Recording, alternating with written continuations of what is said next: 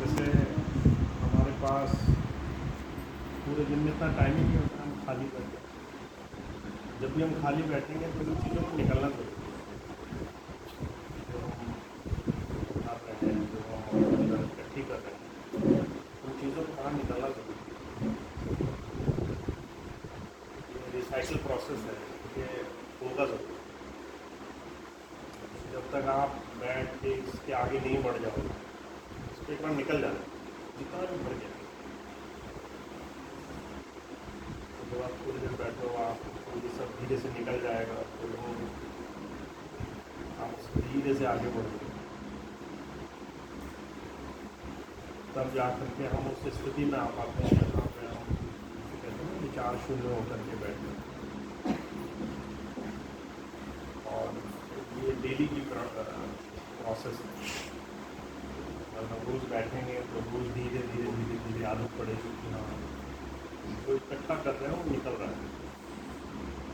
जब जब वो निकलने लग जाएगा, जितना जितना निकलने लग जाएगा, उतनी जल्दी हम विचार शून्यता पे आने लगते हैं।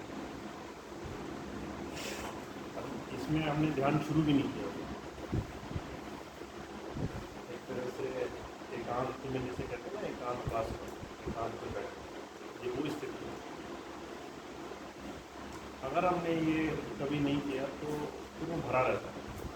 मतलब आपके कहने वाला है कि भजन तो करो करो, इसके अलावा थोड़ा एकांत में बैठना भी जरूरी है तभी। भजन का पहला स्टेप यही होगा, चाहे आप भजन करने बैठे।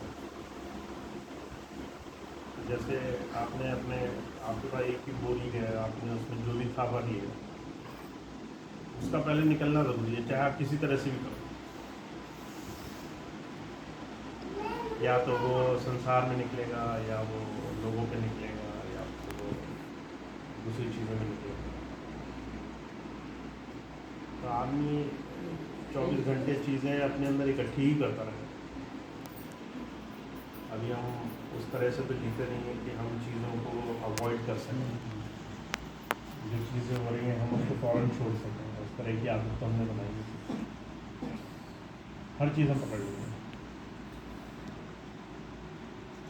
तो ध्यान में ये सारी चीज़ें अभ्यास में या आपके हल करके जब भी आप बैठोगे ये सारी चीज़ें होंगी ज़रूर।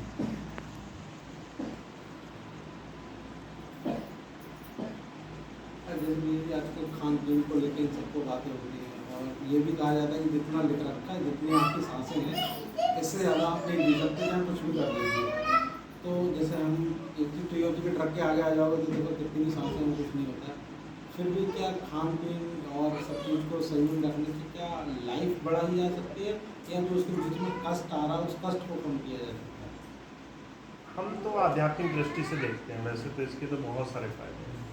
आध्यात्मिक दृष्टि से है कि ध्यान के लिए सत्व का पैदा होना बहुत है। तो शरीर के अंदर जैसे हम कहते हैं ना गुड वाइब्स, है ना, गुड एनर्जी या शुभ विचार, तो हमारे आध्यात्म से सत्व बोला जाता है। सत्व का मतलब है कि आपके शरीर के अंदर ऐसी शक्तियाँ पैदा होने लगते हैं जो आपको मतलब बाहरी चीज़ों से हटा सके। अब जैसे तम कहते हैं कि आपके अंदर नेगेटिविटी है, बहुत डार्क थॉट्स हैं, बहुत डिप्रेसिव थॉट्स हैं, बहुत ज़्यादा गलत चीज़ों को कैप्चर कर लेते हैं। रज है बहुत स्वाद वाली इंद्रियों से जुड़ी हुई चीज़ें। तो ये जो स्वाद है ना, ये रज से जुड़ा हुआ है। जो टेस्ट है, खाने में स्वाद मिल गया, सोने में स्वाद मिल गया, या मतलब चीज़ें खरीद के इस्तेमाल करने में स्वाद मिल गया, ये रज है, राजसिक चीज़ है। तामस है कि आपके विचार से आप बिल्कुल डार्क थॉट्स में, नेगेटिव, डिप्रेसिव, एंग्जाइटी वाली चीज़ों में चले जाओ। तो सत्व का पैदा होना बड़ा जरूरी है। आहार उसमें बहुत बड़ा रोल पैदा है। अब उसके हेल्थ वाइज भी बेनिफिट हैं, लॉन्ग लाइफ वाइज भी बेनिफिट हैं, वो सारी चीज़ें तो हैं ही। और अगर आप ध्यान की दृष्टि से देखें तो ध्यान आप तभी कर पाएंगे जब आपके शरीर में सत्व पैदा हो। वो एक सुश्रुत ने एक परिभाषा कही है कि 7 तरह की चीज़ें बनती हैं आपके आहार से। जब एक आप बाइट चबाते हो तो उससे 7 तरह की चीज़ें बनती हैं with the process of time. सबसे पहले रस बनेगा, यानी कि खाने को जब आप चबाओगे तो उसके अंदर जो है रस बनेगा, जिसे आप डाइजेस्ट करोगे। तो यानी कि आप ये समझ लो, आपने कोई सब्जी ली, आपने जब उसको पीसा, या जैसे कोई फल लिया, जब आपने उसका जूस बनाया, जूस अलग रह गया और फाइबर अलग रह गया। वो जो फाइबर है ना, वो एक तरीके से खाने का वो वेस्ट है जो हम बाहर निकालते हैं।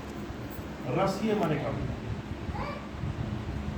तो पहली चीज़ रस बनी, रस से फिर ब्लड बनेगा, फिर जो है उससे जो है मांस, फिर मज्जा, इसके अंदर की लेयर जो वाइट लेयर होती है, फिर जो है उससे शुक्र बनना शुरू होता है, वो जो हमारे शरीर की एनर्जी होती है जिससे मिलता है।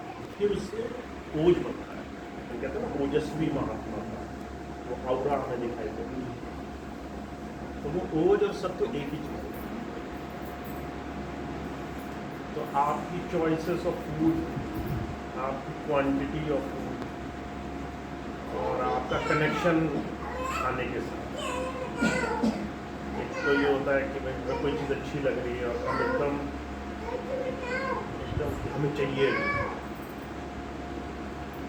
और फिर उस चीज़ के लिए इतना पका जाना या उतना उसके साथ जुड़ जाना कि हम जल्दबाजी में खा रहे हैं, और मतलब भूख तो एक ही है, पर हमने क्योंकि इतनी जल्दी में खाया, हमने एक ही जगह 3 खा लिए और संतुष्टि भी नहीं मिली अंदर, मतलब मन नहीं भरा। कहते हैं ना, मन नहीं भरा, पेट तो भर गया, मन नहीं भरा।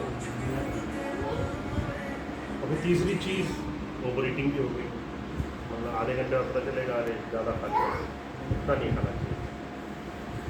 ये जो खाने का कनेक्शन है ना, ये यहाँ से शुरू होता है। जैसे हमने कोई अच्छी चीज़ देखी तो एकदम लालच आता है।